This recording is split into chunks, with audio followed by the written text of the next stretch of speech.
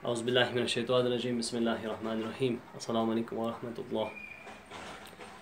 बच्चों, उम्मीद करते हैं आप ठीक होंगे, सलामत होंगे। तो आज एक दफ़ा फिर मैं आपका खैर मकदम करता हूँ इस वीडियो लेक्चर सीरीज़ में। तो लास्ट टाइम जो हमने सबक पढ़ा था, आजमाइश एक शर्त है। उम्मीद करता हूँ आप उस सबको अच्छी दिशा में जो है समझ चुके होंगे। कबल इसके कि हम अपने नए मौजू की ओर लौट आएँ, तो आज़माई शर्त है के हवाले से चंद बातें मैं आपसे पूछना चाहता हूँ। चंद मुख्तसर से सवालात जो हैं मैं आपके सामने रखना चाहता हूँ। आप मुझे ये बताइए कि इस पूरी कहानी यानी कि आज़माई शर्त है, इस पूरी कहानी से हमें कौन सा सबक मिलता है। ठीक है, इसी तरह से सवाल नंबर 2 जो है, बूढ़े ने मरते वक़्त अपने बेटे को क्या नसीहत की थी। यानी कि 2 सवाल आपके लिए हैं। एक ये कि आप मुझे बता दोगे कि कहानी जो है, मुकम्मल कहानी, इससे हमें क्या सबक मिलता है। दूसरा, बूढ़े ने मरते वक़्त अपने बेटे को क्या नसीहत की थी। तो ठीक है, इसी तरह से 2 मुहावरे मैं आपके लिए यहाँ पे रखना चाहता हूँ। आप मुझे बता दोगे हक्का बक्का रहना, इसके माने, और साथ साथ में एक मुकम्मल जुमले में आप इसे इस्तेमाल कर लोगे। इसी तरह से दूसरा जो है, उल्टे पाँव लौटना, एक माने, और इसके साथ साथ में आप मुझे बता दोगे कि इसे हम जुमले में कैसे इस्तेमाल करते हैं। तो हम आ जाते हैं आज के मौजू की ओर। हमारा मौजू है एक लड़की, जो कि इस्तिलाह के एतबार से सिनफ़ी नुक्ते निगाह से देखें तो एक नज़म है। ये नज़म जो है अख्तर शीरानी साहब ने लिखी है। कबल इसके कि हम एक लड़की मौजू पे बात कर लें, हम पहले ये बताएंगे कि नज़म होती क्या है। जैसा बोर्ड पे मैंने लिखा है, लफ्ज़ी माने जो हैं नज़म के वो होते हैं मोती पिरोना या फिर इकट्ठा करना। तो लेकिन सिनफ़ी एतबार से जब हम नज़म की बात करते हैं तो हमें गज़ल को ज़हन में रखना पड़ता है। यानी जब हम उर्दू गज़ल और उर्दू नज़म, इनको 2 हिस्सों में तक़सीम करते हैं, यानी कि एक नसर एक नज़म।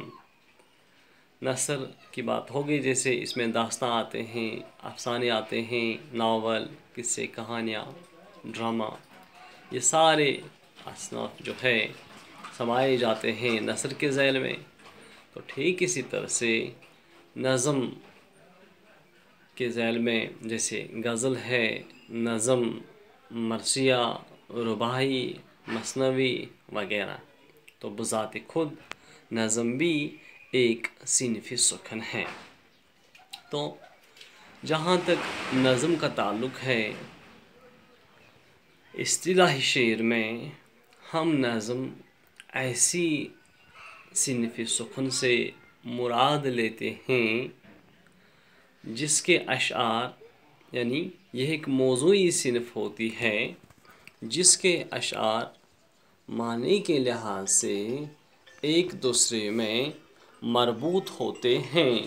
तो मरबूत होना जहाँ तक ताल्लुक़ है, यानी माने के एतबार से जब ये एक दूसरे के साथ मरबूत होते हैं, तो फिर इसके पर यानी माने के एतबार से जब ये एक दूसरे के साथ मरबूत होते हैं, तो मरबूत होने का मानी जो है, यानी ये एक दूसरे के साथ जुड़े हुए होते हैं।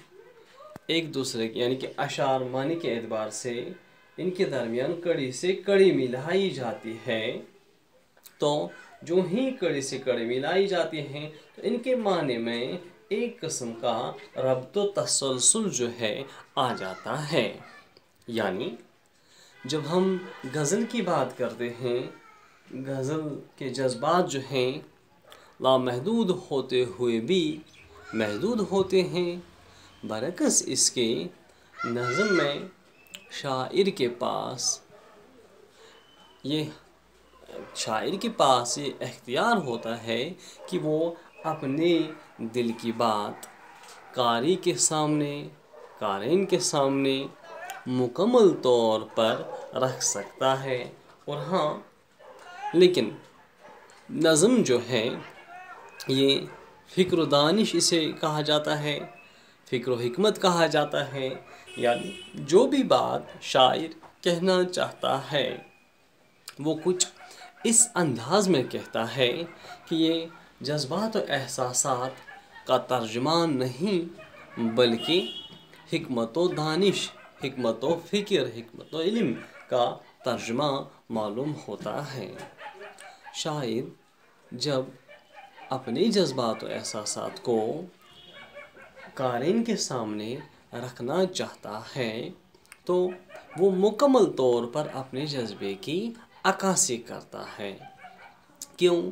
کیونکہ نظم میں اس کے پاس کوئی ایسی قید نہیں ہوتی ہے جو اسے روکے، یعنی غزل کا شاعر، یعنی کہ غزل جب لکھی جاتی ہے، غزل لکھنے والا شاعر جو ہوتا ہے تو اس کے پاس یہ پہلے سے ہی ایک، یوں سمجھ لیجیے آپ کہ اسے پہلے سے ہی ایک آؤٹ لائن دی جاتی ہے، اس کے پاس پہلے سے ہی قائم ہوتا ہے کہ وہ اپنے خیال کو یعنی کہ 2 مصروں تک ہی مکمل کر لیتا ہے۔ یعنی جس طرح سے ہم کہیں کہ غزل کا ہر ایک شعر معنی کے اعتبار سے جدا گانا ہوتا ہے، برعکس اس کے نظم میں ایسا ہوتا نہیں ہے، بلکہ نظم کا ہر ایک شعر جو ہے ہر آنے والے دوسرے شعر کے ساتھ معنی کے اعتبار سے پیوست ہوتا ہے۔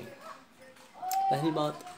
دوسری بات یہ کہ جب بھی ہم غزل کی بات چھیڑتے ہیں تو غزل کا کوئی بھی شعر آپ کہیں سے بھی لے لو، چاہے وہ پہلا شعر ہو، چاہے وہ وسط کا ہو، چاہے پھر آخری شعر ہو غزل کا، تو جہاں سے بھی آپ پڑھ لو گے اس شعر کو، جہاں سے بھی آپ جو بھی شعر آپ لینا چاہتے ہو، تو معنی کے اعتبار سے یہ ایک دوسرے کے ساتھ مربوط ہوں گے۔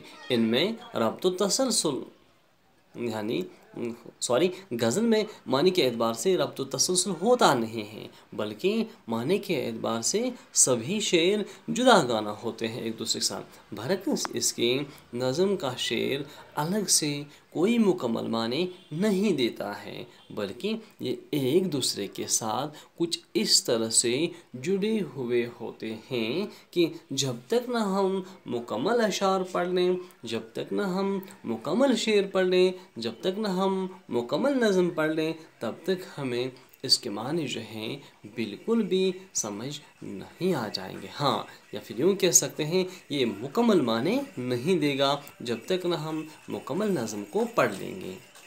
یہ فرق ہے اس میں۔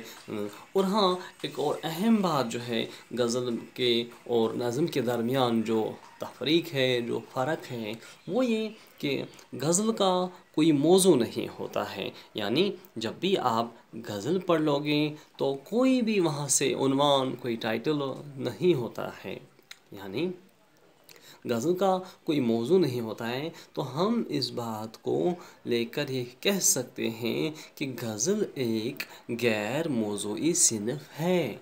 اس کے برعکس جب ہم نظم کی بات کرتے ہیں تو جب بھی ہم نظم شروع کر لیتے ہیں، نظم پڑھنا چاہتے ہیں، نظم پڑھنے کی شروعات کرتے ہیں، جیسے ہماری نظم ہے مثال ایک لڑکی، تو پہلے سے ہی ہمیں اختر شیرانی صاحب نے بتا دیا ہے کہ ہمارا جو منتخب موضوع ہے وہ ایک لڑکی ہے، اور ایک لڑکی جو موضوع ہے اسی کے آڑ میں یا پھر اسی کے ہوتے ہوئے شاعر جو ہے ہم سے اپنے دل کی بات چھیڑنا چاہتا ہے، ہم سے اپنے عقل سلیم کی بات کرنا چاہتا ہے۔